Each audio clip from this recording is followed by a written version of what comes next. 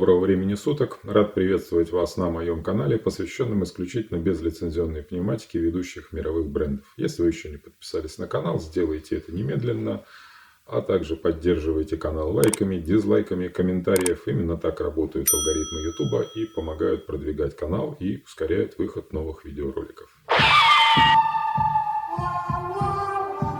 Итак, у нас сегодня интереснейшая штучка. У меня уже был обзор электронных изделий от фирмы Daystate, только там был пульсар по заводской классификации МК4. А в данном случае у нас предыдущая модель по заводской классификации МК5, а торговых названий у нее было два. Airwolf, который представлен в данном случае, и МК4. Так она и называлась, МК4, как и в заводской классификации. Но у нас сегодня не совсем обзор. У нас сегодня ремонтный цех. Эту штучку прислали в ремонт. С диагнозом не включается. Кратенький обзор там по электронным моделям уже был. Я думаю, что там в теорию мы вдаваться не будем. Мы сразу же приступим к делу. Изделие пришло без ложа. Ложа, в принципе, в ремонте не требуется. Так его удобнее, компактнее отправлять. Но пришло в таком расхристанном виде. Аккумулятор пришел с оторванными проводами. В принципе, я его сразу же замерил. Выяснилось, что аккумулятор мертвый. Аккумулятор в оригинале здесь был фирмы GP. Но он прожил долгую и славную жизнь, судя по баллону. Баллон 2010 года, то есть винтовка может быть 2010-2012 года. Дата изготовления нигде не пишется, можно косвенно только по баллону определить. И я собрал новый аккумуляторный блок на японских аккумуляторах фабрики FDK. Они идут под несколькими торговыми названиями: Panasonic Eneloop, Fujitsu и же с ними. Вот. Также тут еще была масса повреждений, оголенные провода на датчике давления. Хочу напомнить, что датчики давления, рассчитанные на высокий диапазон давлений, очень дороги сами по себе. А учитывая, что Daystate заказывает именно под себя эти датчики и именно под них рассчитана электроника, стоимость этого датчика в Англии 250-300 фунтов. С учетом доставки в Россию он получается золотым. Так что хозяин поступил очень неосмотрительно. Здесь видны оголенные провода. То же самое было на аккумуляторе. Ну, в общем, как говорится, что пришло, то пришло. Наша задача оживить это. Сейчас я это положу немножко поудобнее, чтобы мне было удобнее оперировать с ней. Так, нам для этого потребуется программатор. Вот такая штучка. Вот он, который позволит нам считать данные. И потребуется тестер. Ну, все потребуется немножко позднее. Сначала мы подключим аккумулятор. Аккумуляторы, особенность этих аккумуляторов, то, что они могут несколько лет храниться, не разряжаясь. Поэтому подключаем. Убеждаемся, что у нас все выключено. Так, сейчас по центру ориентируем. Убеждаемся, что у нас питание выключено. Программатор чуть позже потребуется. Подключаем аккумулятор и включаем питание. У нас это питание, это своего рода предохранитель. В данном случае зеленое — это положение Safe, красное — это положение Fire. Также у нас есть еще один предохранитель. Это так называемый вот замочек. То есть винтовку можно при помощи ключа, который в комплекте, полностью заблокировать. И также у нас здесь есть выход под зарядное устройство. Если в МК5 уже пошли батарейки, то есть там нет цепи заряда, в этой модели, что в МК3, что в МК4, есть гнездо для заряда. Потому что у нас внутри идут аккумуляторы, и по идее ложе снимать не надо. Но хозяин зачем-то делал это. И повредил провода на аккумуляторе и на датчике давления.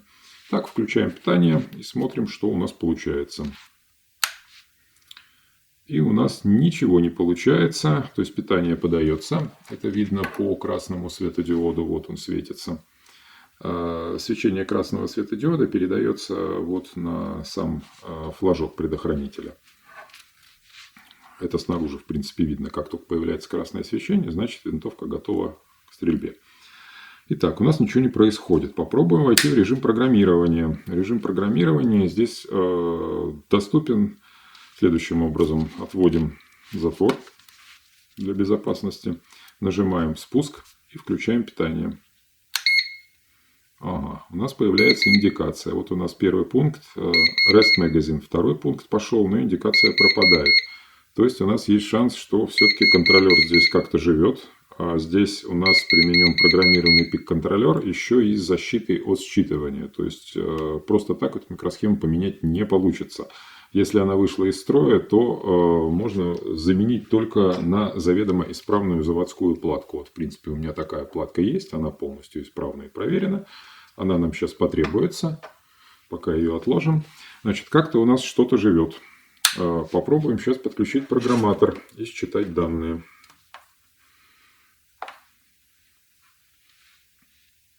Здесь есть, значит, электроника этой модели состоит из основной платы, на которой выполнены все шим-преобразователи, то есть высоковольтный преобразователь, который питает соленоид, и емкость вот этого, зарядная емкость этого преобразователя здесь, и несколько служебных питающих напряжений. И переходная платка, к которой подключается, кстати, да, особенность этой модели, это очень редкий экземпляр. Здесь есть встроенный хронограф, что, в принципе, пошло в Дельта Вольфах, там где-то с какого там, с 17-го года.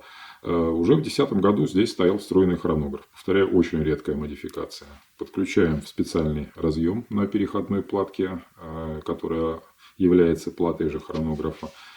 Включаем питание и включаем программатор.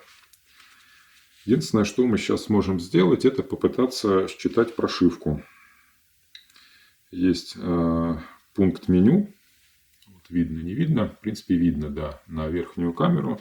Пункт меню называется Test and Diagnostics. Входим в этот пункт меню. Setup Default нас не интересует. Монитор давления.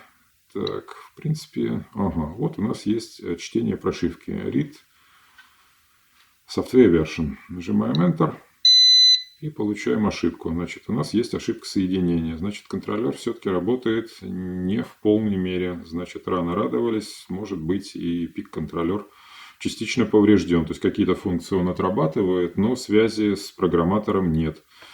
Так, тут нам еще доступно чтение датчика давления. Попробуем. Вот такой пункт меню есть, Read Pressure. Попробуем считать его. Тоже ошибка связи. Значит, связь у нас отсутствует. Ну, попробуем подкинуть заведомо исправную платку. Отсоединяем аккумулятор. Отключаем программатор. Включаем датчик давления.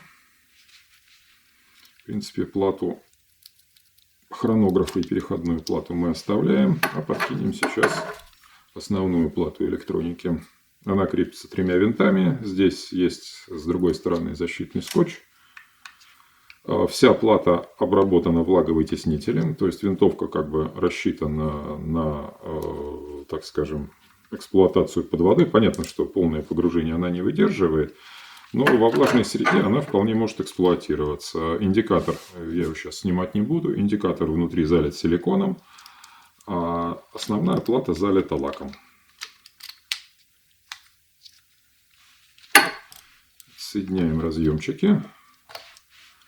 Вот так выглядит оригинальная платка. В принципе, из основных органов микрик включения-выключения, так называемый бузер, динамик, основной пик-контролер, разъем для заряда, сервисный еще один разъем, разъем под переходную плату черненький, это разъем спускового крючка, это у нас разъем замка, это у нас высоковольтный, вот самый ближний к конденсатору, это высоковольтный разъем под соленоид. Это у нас датчик давления, это у нас подача питания. Ну, в принципе, вот основные детали на этой плате такие.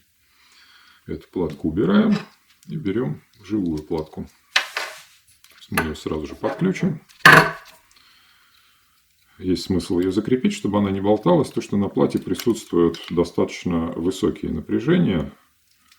И если случайно коротнуть, можно устроить фейерверк, потому что емкость конденсатора, запасенная энергия конденсатора весьма приличная. Так, ставим плату и прикручиваем ее.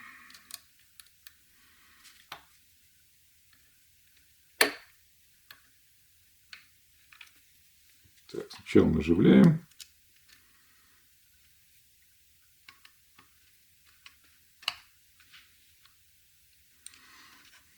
Так, наживляем третий винтик.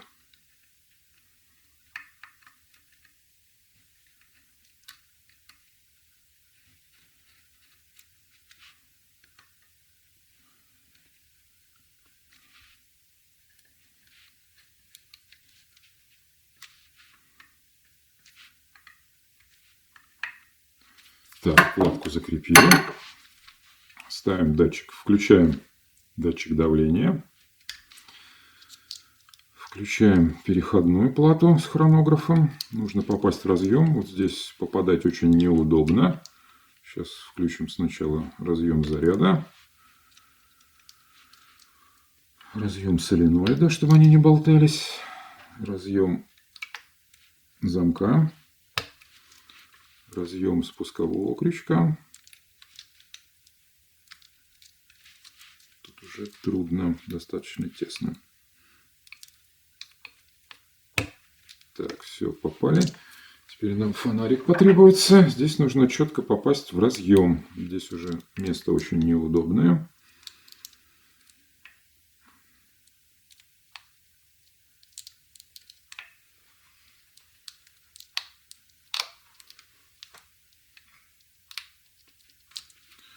Так, в разъем уже попадать трудно.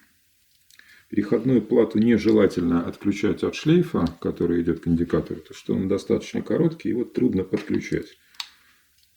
Переходные платки очень редко выходят из строя. В основном выходит из строя все-таки основная плата. И в основном это случается по вине владельца. Предыдущие модели, которые были в ремонте, там либо было посторонние предметы, либо трещина в плате. Одна из моделей, винтовка часто разбиралась, там была трещина в плате. Там в результате пришлось уже поменять плату целиком, потому что вышел из строя сам контролер. Плата была как раз в районе контролера. Это очень трудно попасть здесь в разъем. Мне это удалось. Так, плата установлена. Еще раз проверяем, чтобы все разъемы были посажены. Проверяем, чтобы было выключено. И подключаем питание.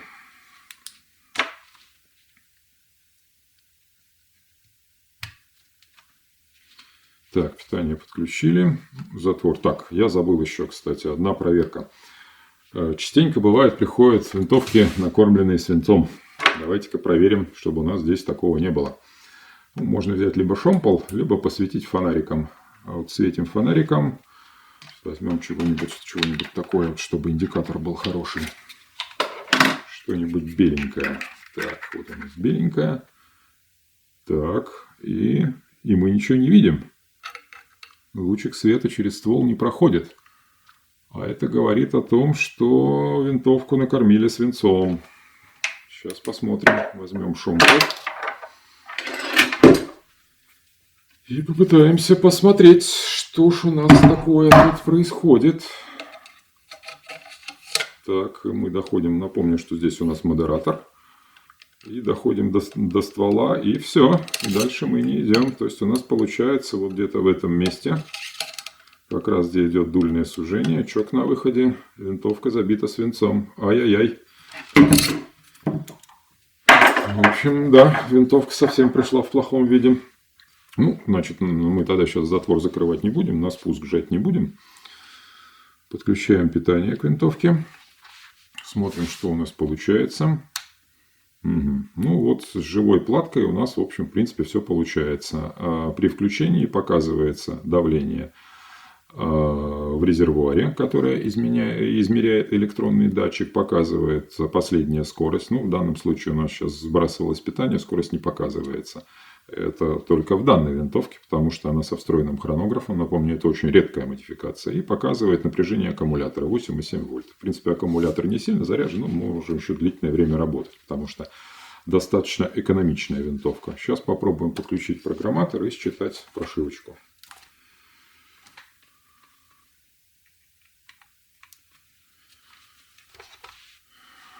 Так, включаем питание.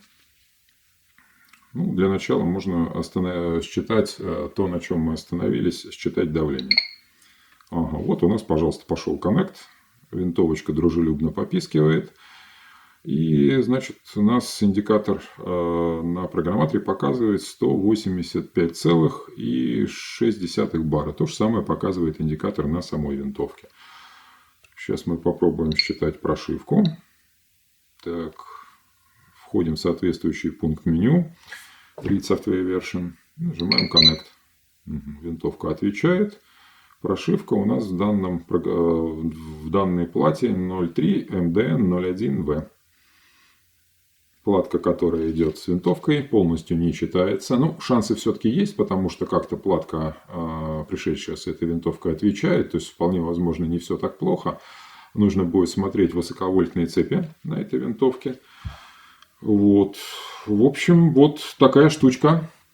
Если вам интересна дальнейшая судьба этой винтовки, если вы хотите узнать особенности ремонта электронных игрушек от Daystate, помогайте продвигать канал, подписывайтесь, ставьте лайки, задавайте вопросы в комментариях. Еще раз повторяю, любая ваша активность помогает продвигать канал. В общем, собираем 100 лайков, как обычно, и будет продолжение ремонта этой винтовки. Всем пока, пишите электрические письма.